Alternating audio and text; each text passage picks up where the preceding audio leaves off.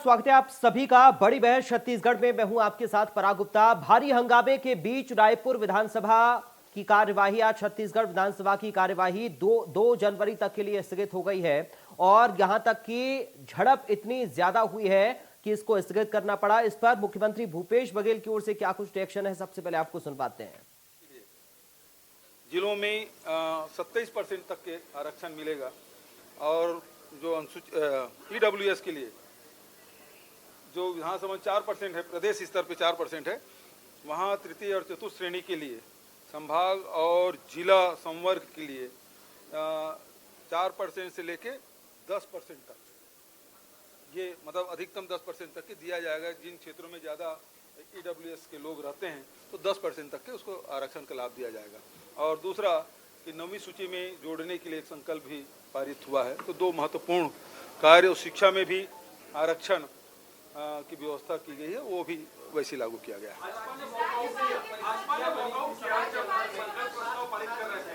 इसको किस तरह से देखते हैं?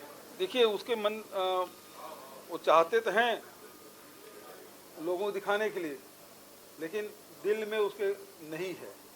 यदि रहता तो 2004 से सरकार में थे, 2012 तक इंतजार नहीं करना पड़ता, ये उसी दिन लागू कर देते। हमने क्वांटिफाइबल डाटा जैसे 2019 में ही बना दिया था और जिसका रिपोर्ट भी आया, और उसमें उस आधार पर ईडब्ल्यूएस को और उसी आधार पर पिछड़े वर्ग को आरक्षण दिया गया। ये तो बर्दाश्त नहीं कर पाते ना। यदि उस पार जाना है, क्या तकलीफ है भाई? कोई उधर के सदस्य इधर ट्रेजरी बेंच में आते हैं तो क्या धक्का देते हैं, या इधर के सदस्य उधर चले गए तो उसमें धक्का देना चाहिए? कोई निजी प्रॉपर्टी तो नहीं है जिसमें आप धक्का दें। तो ये तो उनके जो तानाशाही रवैया जो है वो सामने दिखाई देता है। अभी जाएंगे मंत्री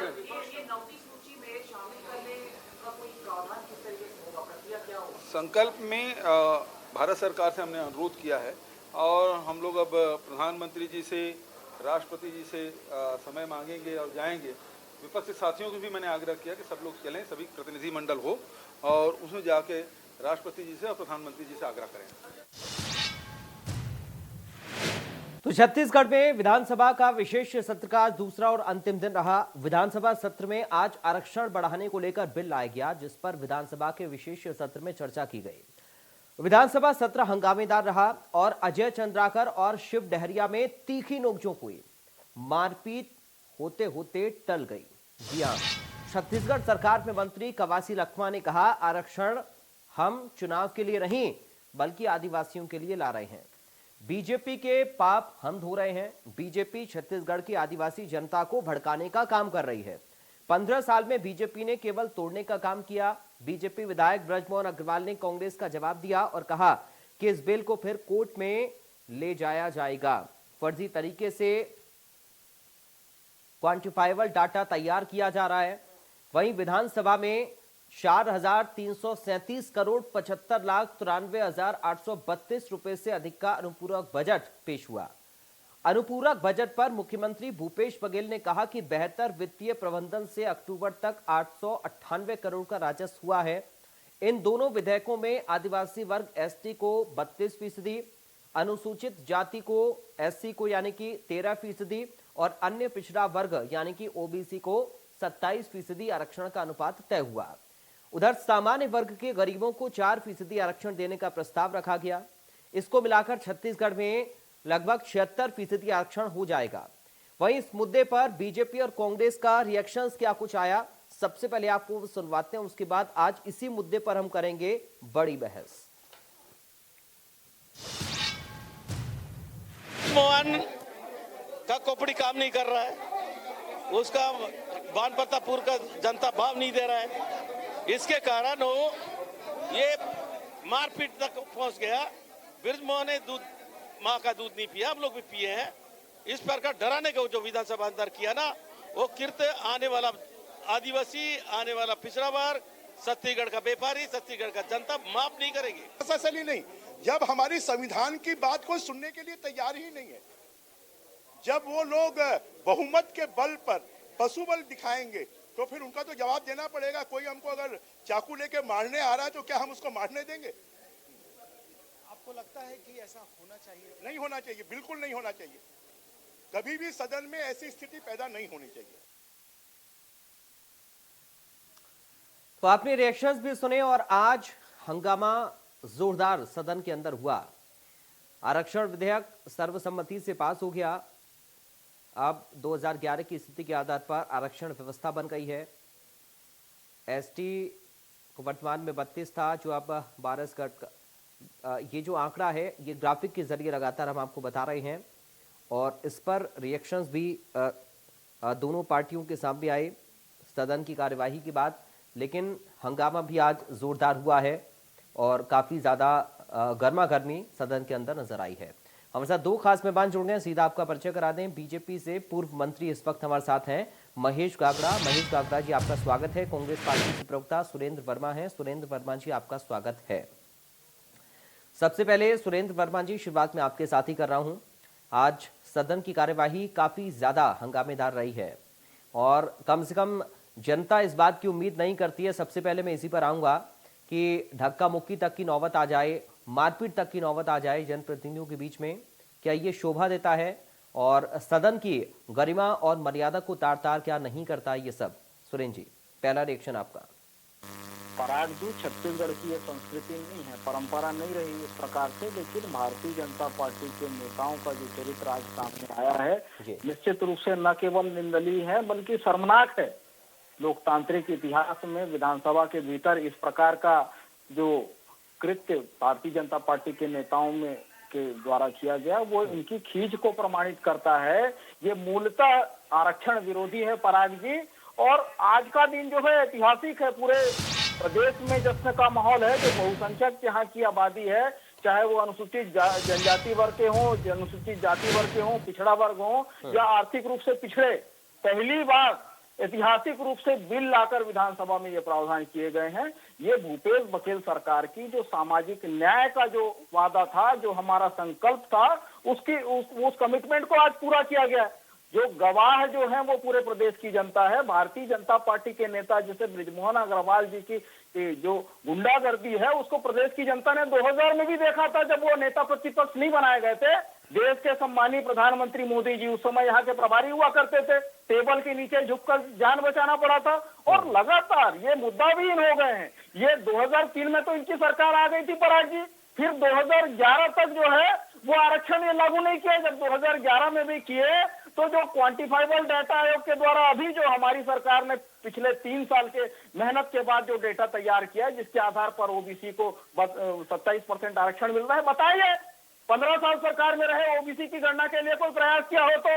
और इनकी बदनीयती, इनके षड्यंत्र, इनके द्वारा जो जानबूझकर इरादतन ननकीराम कमेटी और सीएसटी कमेटी के जो आंकड़े थे, जो दस्तावेज थे, वो हाईकोर्ट में छुपाए गए और उसी का परिणाम है जो निर्णय आया न्यायालय का। उसके खिलाफ हमारी सरकार सुप्रीम कोर्ट भी गई है और आज का जो विधानसभा का विशेष सत्र है वो हमारे कमिटमेंट को, जनता के प्रति जो स्थानीय आबादी है उनके अधिकार को लागू करने का जो भूपेश सरकार का वादा था उसको प्रमाणित करता है। और भारतीय जनता पार्टी तो लगातार इसका कुत्सित प्रयास यही रहा है कि किसी भी प्रकार से इस सत्र को बाधित करे।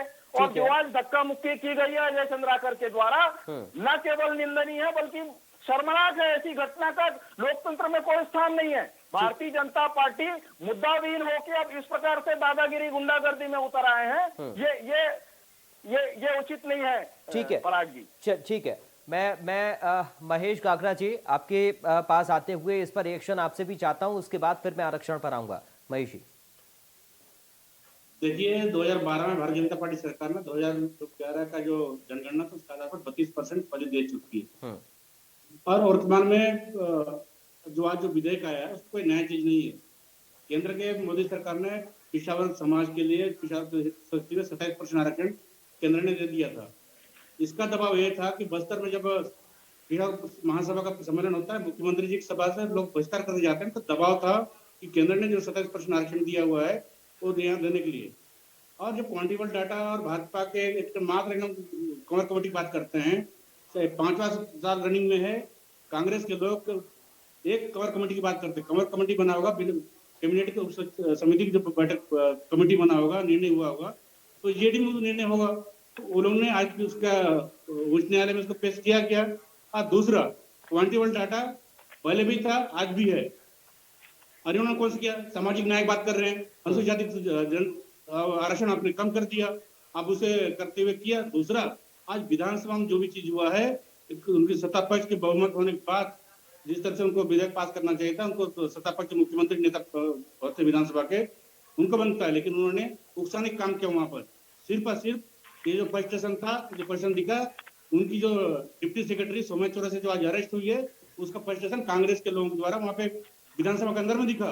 किसी तरह सौम्या चौरसिया को बचाना चाहते थे, लेकिन आज ईडी ने जब करके और माननीय कोर्ट ने उनको जो समन के द्वारा उनको पूछताछ के लिए रिमांड में भेजा है, ये फर्स्ट स्टेशन कांग्रेस के लोगों ने वहां पे विधानसभा के अंदर दिखाया। अब उनका आपका बहुमत है, आप विधेयक लाइए, तो सब चीज लेके आइए, कौन सी बात है? विधेयक लाके सरकार ने आरक्षण दिया हुआ था, कांग्रेस के लोगों ने आपने स्टे लगा दिया ताकि चुनाव में उनको फायदा ना मिले। आज वही केपी खांडे जी को आपने आयोग का अध्यक्ष बना दिया। तो पिछला वर्ग के जो हम लोग आरक्षण देने की बात की थी, एक माननीय शुक्ला जी को आपने भी एक यूनिवर्सिटी का लाभ पद दे दिया। तमाम जो लोग थे, जो भारतीय जनता पार्टी ने जो विधेयक लेके आया था, जो उन्होंने चाहे एसटी हो, एससी हो, ओबीसी, सब जो आरक्षण देने काम किए थे, उसको रोकने के लिए इन्होंने पीछे रास्ते से गए, इनको व्हिप की एक्टिविटीज बना के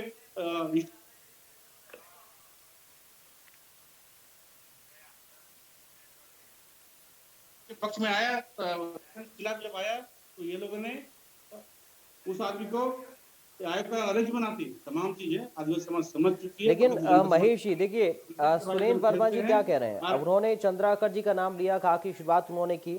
सवाल ये है कि सदन होता किस लिए है? सदन होता है जनता के मुद्दों पर चर्चा करने के लिए, ना कि लड़ने झगड़ने के लिए। ऐसे समय जाया हम करते हैं और छवि सदन की खराब होती है, गरिमा तार होती है, मर्यादा को हम पार करते हैं। क्या इस बात की नौबत आनी चाहिए कि हाथापाई की नौबत आ जाए, वहां पर झड़प हो जाए, एक दूसरे को रोकना पड़े? ये सारी चीजें कहां तक जायज हैं और सही हैं? देखिए, हम जो तीनों लोग यहाँ बात कर रहे हैं, हम तीनों सदन नहीं थे, लेकिन सदन गरिमा होता है पक्ष के नेता के नाते। जो जिनका सरकार जो पक्ष में जो सब बेंच में बैठते हैं, जिनकी बहुमत होती है, उनका मर्यादा बनता है, उनके बहुत जिम्मेदारी होती है कि उन लोग सदन का चलाना चाहिए। जब वही लोग लड़ने को तैयार रहे, उन लोग माँ के दूध की बात करें, इसका मतलब ये नहीं कि भारतीय जनता पार्टी के विधायक बन गए माँ के दूध नहीं पिए। इसका मतलब यही कि वो यहाँ छत्तीसगढ़ के लोग नहीं है, छत्तीसगढ़ जनता उनको नहीं चुना है, छत्तीसगढ़ जनता उनको भी चुना है, जिसका बहुमत है, और जो कम है वो भी है। सब सदन के सदस्य होते हैं, वहाँ पे कोई भाजपा, बीजेपी, कांग्रेस नहीं होते, वहाँ पे सब सदन के सदस्य होते हैं। सबको गरिमा बनाना चाहिए। और जिस तरह से विपक्ष लोग बोलने जाते हैं, सब मंत्री उनके एक आदमी को अटैक करते हैं, इसका मतलब था कि कहीं ना कहीं जो बेंच है। और आज मैं आपको स्पष्ट करता हूँ, इन्होंने भी माननीय उच्च न्यायालय ने जो कहा है 50% के ऊपर जो मामला जो उन्होंने बेस लाइन दिया था, उसके ऊपर जाके इन्होंने जब 56% पिस्टल लगा सकते हैं, आज 76% देश से सबसे ज्यादा आरक्षण देने के जो दम कांग्रेस के लोग भर रहे हैं, क्या माननीय न्यायालय का अवमानना मानते हुए इसको स्वयं में रोक सकता है? तब सरकार क्या करेगी? पहले सवाल। दूसरा, क्वांटिटेबल डाटा उस समय भी था, क्वांटिटेबल आज भी है। तो उस समय सरकार ने जब डिबेट हो रहा था, जब वहां बहस चल रहा था, सरकार उसको पेश क्यों नहीं किया? और दूसरा, कंवर कमेटी की बात ये लोग करते हैं, तो कंवर कमेटी जो लेटर क्या कंवर जी से मंत्री से लेकर चल दिए, या भाजपा सरकार हट गई? क्या भाजपा सरकार लेटर लेकर चल गई? तो समिति की लेटर रही होगी तो उसको कोर्ट में पेश क्यों नहीं किए? इनके महाधिवक्ता क्या कर रहे थे? वहां का बिरयानी खाने गए कि वहां महाधिवक्ता? ठीक है, चलिए अब सुरेंद्र वर्मा जी के पास हम चलते हैं आरक्षण पर। चूंकि सुरेंद्र वर्मा जी बीजेपी कह रही है और महेश जी कह रहे कि दरअसल आपने मनमानी की है सदन के अंदर, सत्ता पक्ष है, सत्ता पक्ष आपके पास सत्ता है, तो आप उसका दुरुपयोग कर रहे हैं और अपने तरीके से आपने लागू किया, लेकिन आरक्षण को आप लोग कम क्यों कर रहे हैं? पराग जी, जिन्होंने अनुसूचित जाति वर्ग के आरक्षण को 4% तक काटा, आपको याद होगा 2011 में 16% मिलता था अनुसूचित जाति को आरक्षण, उसको 4% काट के 12% करने का पाप अगर किसी ने किया तो वो रमन सरकार ने किया है। उसके बाद यह भी कह रहे थे सम्माननीय महेश जी, खुद भी भाजपा के शासन में मंत्री रहे, क्वांटिफाइबल डाटा आयोग का गठन हमारी सरकार ने किया 3 साल के अंदर, जिसमें 2 साल कोविड का पीरियड था। प्रामाणिक आंकड़े जस्टिस छबिलाल पटेल की अध्यक्षता में, जो स्थानीय निकाय से सामान्य सभा में सर्टिफाइड है, उसको अनुमोदित किया गया दावा आपत्ति करवा के, और आधार से भी लिंक है। 15 साल ये सरकार में रहे, बताए ओबीसी आरक्षण के संदर्भ में कोई अध्यादेश जारी हुआ हो, कोई कमेटी बैठी हो, इसी प्रकार से ये गलत बयानी करते हैं अपने षड्यंत्रों को, अपने पाप को ढाकने के लिए। पराग जी, भारतीय जनता पार्टी, आज इनको चिंता इसी बात की थी।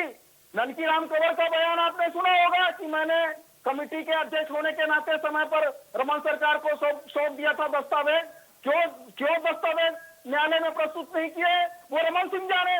तो इनके जो पाप है, इनके कुशासन में आरक्षण विरोधी जो पाप हुए, उसकी कलई तो ननकी राम खोल चुके थे। इनको ये डर था नेता के बयान पर चर्चा होगी। हाई कोर्ट के निर्णय जिसमें स्पष्ट लिखा है कि 2018 तक अंतिम जवाब और संशोधित जवाब हम भी कर सकते वर्मा जी, नहीं होगा। इसमें सरकार की 4 साल सरकार किस द्वारा शपथ पत्र तक में उन दस्तावेजों का जिक्र नहीं था। तो भारतीय जनता पार्टी चाहती नहीं थी कि इस पर चर्चा हो और इसको पारित किया जा सके, इसीलिए ये कुछ प्रयास करते रहे कि कैसे भी इसको टाला जाए, इसको रोकने का ये भरसक प्रयास करते रहे पराग जी। और ये जो आज का मामला है, 4 साल से आपके मुख्यमंत्री अग्रवाल, रमन सिंह और शिवरतन शर्मा जैसे आरक्षण विरोधी लोगों के इशारे पर अजय चंद्राकर के कंधे में बंदूक रख के उनको आगे करके। लेकिन बीजेपी ये क्यों कह रही है सर, आप पैर भी नहीं कर पाए? आप बीजेपी कह रही कि आपने मजबूती के साथ पक्ष नहीं रखा है। ना ये हाईकोर्ट के निर्णय में लिखा है जो पब्लिक डोमेन में है पराग जी। हमारी सरकार आने के बाद माननीय एडवोकेट जनरल सतीश वर्मा ने स्वयं खड़े होकर न्यायालय से निवेदन किया कि दस्तावेज, देखिए इंदिरा साहनी प्रकरण के बाद सामान्य परिस्थिति में 50% से ज्यादा नहीं हो सकता। विशेष परिस्थिति के लिए आपको आंकड़े देने पड़ेंगे। जो ननकी राम कमेटी के रिपोर्ट से 2010 में गठित हुआ था, उसके रिपोर्ट अंतिम जवाब जब 2018 में हमारी सरकार आने से पहले प्रस्तुत किए जा चुके थे। न्यायालय ने इसी आधार पर खारिज कर दिया कि रमन सरकार को पर्याप्त मौका मिला और इन दस्तावेजों का जिक्र शपथ पत्र में भी नहीं है। इसलिए हमारी सरकार के द्वारा जब प्रस्तुत किया गया तो उसको कोर्ट ने ग्राह्य करने से इनकार कर दिया। ये भाजपा के पाप हैं, ये षड्यंत्र करके चाहते ही नहीं थे। ये छुपाने का जो काम महेश जाखड़ा जी, ये 15 साल वर्सेस 4 साल हो रहा है क्या? क्योंकि आप 4 साल की बात करेंगे तो फिर सुरेंद्र जी 15 साल की बात करेंगे। 4 साल में तो हमारी सरकार ने प्रमाणित कर दिया है। आज तो पहली बार इतिहास में छत्तीसगढ़ के आज अध्यादेश बिल आया है और बिल पास हुआ है। कांग्रेस सरकार है, ये लोग मानिकचरण इनकी सरकार है, ये मानिकचरण भूपेश बघेल मुख्यमंत्री है, एक अभी रमन सिंह गुणगानकार है। 4 साल से आपकी सरकार है माननीय वर्मा जी, आपको मानना पड़ेगा 4 साल में आपने क्या किया। दूसरा चीज आपने जो बोला था, आपने मेरा सवाल है महाराज जी, आपने निर्णय को पढ़ा है क्या? यह नहीं लिखा उसमें उसमें लिखा हुआ है, उसमें लिखा हुआ है। हाईकोर्ट ने स्पष्ट किया है कि सरकार ने अपना कोई डॉक्यूमेंट पेश नहीं किया, आपकी सरकार डॉक्यूमेंट पेश नहीं किया। हमने हिंदी से पढ़े, आपके लोग क्या कर रहे थे हिंदी में हो रहा था, बिल्कुल नहीं। अब बोलो तो मैं आपको नेट पे आज मैं चुनाव प्रचार में मेरा डॉक्यूमेंट नहीं, आपको डॉक्यूमेंट दिखा देता हूँ आपको। हाईकोर्ट ने कहा है आपकी सरकार ने एक एक करके सर, एक एक करके प्लीज सर, एक एक करके। देखिए ऐसे दर्शक नहीं समझ पाएंगे आप लोग क्या बोल रहे हैं, मैं भी नहीं समझ पा रहा हूँ। सुरेंद्र जी बात कंप्लीट कर लें, फिर मैं महेश जी आपके पास आ रहा हूँ। सुरेंद्र जी कंप्लीट करिए आप बात।